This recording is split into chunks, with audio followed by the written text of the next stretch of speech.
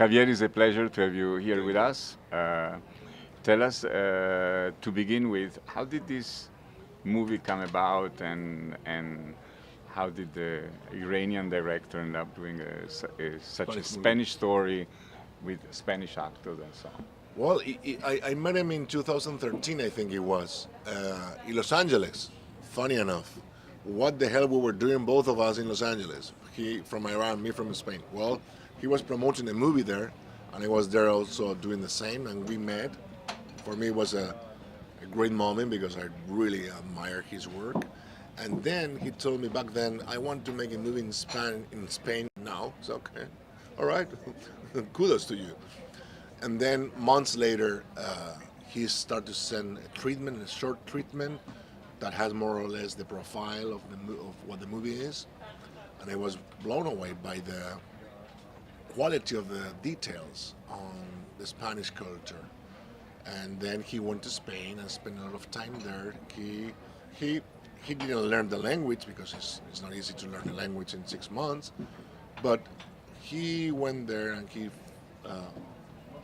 had two trips around Spain, and little by little he started to write the script, and we helped him a little bit here, a little bit there, and then he wrote it, and it's a beautiful Spanish movie that he did. But at that stage, it was not yet about you and Penelope were not involved yet as actors. No, we were not involved. Penelope and I we were not involved, the two of us, when I met him. When I met him, it was just his goal of going to Spain to shoot a movie there.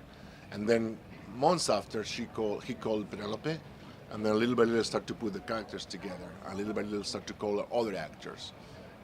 And I was impressed by the quality of the detail that he brought into the script about the Spanish culture and the Spanish dialogues. And you're back at work with a lady you know pretty well called Penelope. How is that?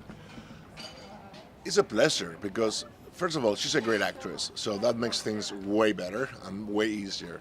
And also, if we work together, that means that the family is together, and that's also more convenient.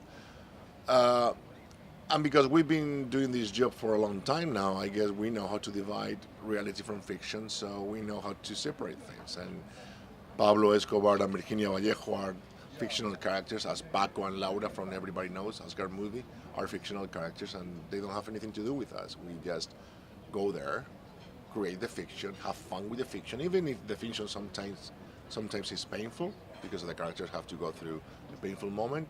You have to have joy, because that's the reason why you're doing it. And then once the movie's finished, or the day is finished, you go back home and you are starting to be your real self.